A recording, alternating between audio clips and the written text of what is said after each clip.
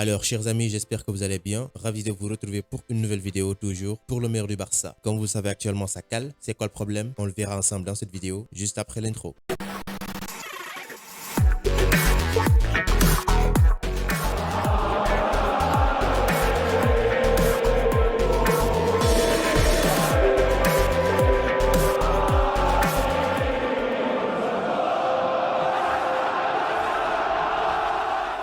Les gars, avant de commencer, je vous présente MX Foot, un site de vente en ligne qui vend tout ce que vous voulez pour supporter votre club, maillots, survêtements, chaussettes, etc. Pour commander, c'est simple, cliquez sur le lien en description et utilisez le code promo LMDB pour une réduction de 15%. C'est un site très fiable et il livre partout, donc n'hésitez pas, faites votre commande et utilisez le code promo LMDB. En plus, ça aide la chaîne. Donc, on va continuer à parler du FC Barcelone, comme on le fait d'ailleurs depuis le début de la chaîne. Mais dans cette vidéo, on va parler de la situation du club et de Xavi. Comme vous le savez, à son arrivée, le décor était planté pour une belle fin de saison, puisque je pense qu'on était tous prêts à encourager l'équipe, mais également Xavi Hernandez vers la finale en Europa League. Malheureusement, on est éliminé par Francfort en quart de finale, mais à peine 2-3 matchs, un sentiment déjà vu s'est installé au sein des esprits. Et pourtant, il y avait du mieux. Après avoir montré à maintes reprises des progrès dans le jeu qui étaient aussi incroyables, on n'a pas réussi à gagner Francfort au Camp Nou. 5 jours après, une nouvelle déception, à savoir cette défaite accablante à domicile contre Cadiz, suivie d'une autre, cette fois très frustrante contre Vallecano, parce que c'est une défaite qui nous empêche d'élargir la distance au classement qu'il y a entre nous et nos poursuivants, à savoir l'Atlético de Madrid et le FC Séville. Mais également, c'est une défaite qui remet pratiquement le titre de champion d'Espagne au Real Madrid. Donc naturellement, les craintes d'un effondrement à l'image de ce qu'on a déjà vécu sous l'ère Ronald Koeman sont à prévoir. Cependant, les défaites sont-elles suffisantes pour justifier ou douter de Xavi? C'est ce qu'on va développer en grande partie dans cette vidéo. Mais juste vous dire que j'ai besoin de vous pour aimer la vidéo, parce que c'est très important. C'est un soutien qui permet d'élargir la vidéo, mais également d'élargir la chaîne. Donc faites-le, aimez la vidéo s'il vous plaît et abonnez-vous à la chaîne. Alors tout d'abord, j'ai envie de dire que ce Barça peut bien faire mieux dans le futur, mais pour l'instant, il y a de l'incohérence constante. Et c'est une remarque du passé. Mais avant de plonger dans les problèmes du Barça de Xavi et tout ce qui va avec, on doit tout d'abord comprendre ce qui n'a pas fonctionné au Barça les 5 dernières années. Entre joueurs vieillissants, une gestion épouvantable et des problèmes de forme physique, voilà en quelque sorte ce qui a entaché les 5 dernières saisons du FC Barcelone. 3 changements de coach, Valverde, Setien et Koeman, mais aussi d'innombrables signatures inutiles avec des joueurs comme André Gomez,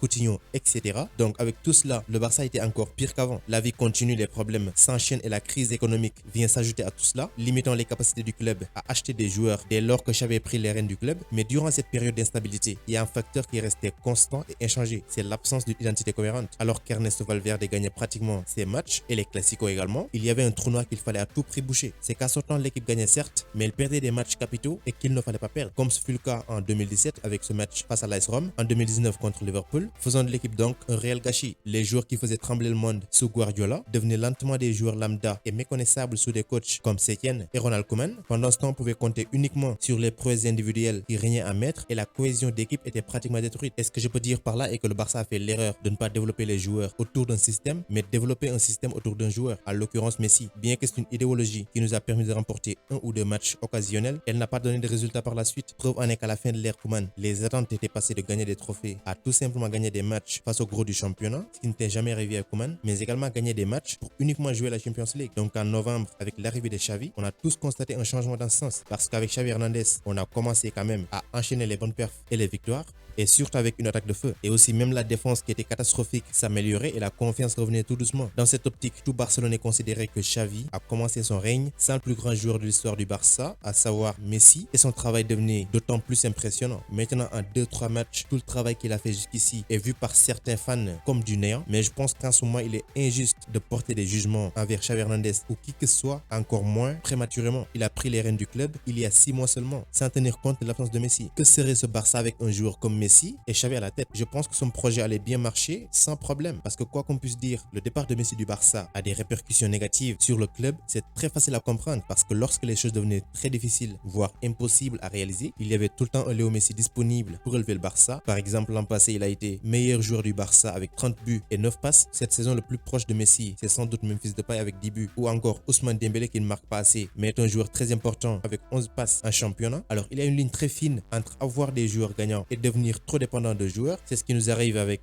Pedri Gonzalez. Quand il n'est pas là, on le sent. Et quand il est là, il peut tout faire. Donc s'il n'est pas là, la liaison qu'il devait y avoir entre l'attaque et le milieu de terrain, on le verra pas. Frenkie de Jong, on le sait tous, c'est un joueur talentueux et qui est très utile, mais le courant ne passe pas avec Xavi. Donc si Pedri Gonzalez n'est pas sur le terrain, on le sent tout le match pour la bonne et simple raison qu'il n'a pas de joueur clé sur qui compter. Il faut aussi dire qu'on a une équipe déséquilibrée, criblée de blessures et de fatigue, mais quand même Xavi a réussi à rajeunir des vétérans tels que Busquets ou encore Gérard Piqué, qui a été bon, faut le dire, et aussi un rocher en défense centrale. Donc avec Araujo, il a formé un duo raisonnable, voire cohérent. Et aussi la bonne nouvelle est que jusqu'en 2026, à moins qu'il y ait vente, Araujo sera un joueur du Barça. Comme pour vous dire que la présence de Piqué est très bénéfique pour le Barça, c'est un Marshall pour la défense et les jeunes comme Garcia qui doivent s'améliorer encore plus doivent prendre comme modèle. Il y a aussi des joueurs qui ont été par moments très importants pour Xavi et pour le Barça, sont les arrières latéraux. Je prends juste l'exemple d'Alves, lui qui a 38 ans et qu'on pensait être fini. Ses débuts en tant que revenant ont été un régal. Il a été très important. Maintenant, le seul problème est que Alves et Alba ne sont pas les joueurs les plus rapides à leur poste. De ce fait, ils ne peuvent pas couvrir tout le terrain, aidant à la fois l'attaque et la défense. C'est impossible avec eux. Donc à ce stade, les rotations deviennent essentielles. Malheureusement pour Xavi, Sergio Dest est tout le temps blessé, tandis qu'Alba n'a pas de remplaçant. Donc il n'y a pas d'option à choisir. De toute évidence, l'épuisement des joueurs est toujours un grand problème pour l'équipe, bien que les niveaux de forme physique se soient améliorés ces derniers temps. Parce que comme vous savez, le pressing exigé par Xavi nécessite beaucoup d'efforts et surtout une très bonne forme physique. Et ça a des conséquences parce que les joueurs sont épuisés actuellement. Ils ont beaucoup fourni. Maintenant, qu'est-ce qui a soulevé tout ce bruit autour de Xavi Hernandez et du Barça? C'est sans doute les 3 défaites d'affilée à domicile, mais la plupart des gens parlent du pourcentage de victoire de Xavi comparé à celui de Koeman. Et moi, je pense que c'est inutile parce que dire que Xavi a 53% de victoire et Ronald Koeman 58%, mais pour quel temps? Et moi, en ce qui me concerne, je pense que c'est des choses que certains n'ont pas compris parce que pour examiner justement les statistiques, il faut examiner l'ensemble des domaines et pas seulement un en particulier. Le premier mois de Xavi au Barça, il avait pour objectif de reconstituer justement les restes brisés du Barça de Koeman. Donc si on considère uniquement les statistiques depuis le mois de janvier, Xavi a remporté 60% de ses matchs avec une série incroyable de 15 matchs sans défaite en championnat. On l'aurait jamais imaginé au début. De plus, beaucoup de joueurs ont vu une augmentation exponentielle de leur niveau de jeu, de leur forme sous Xavi Hernandez.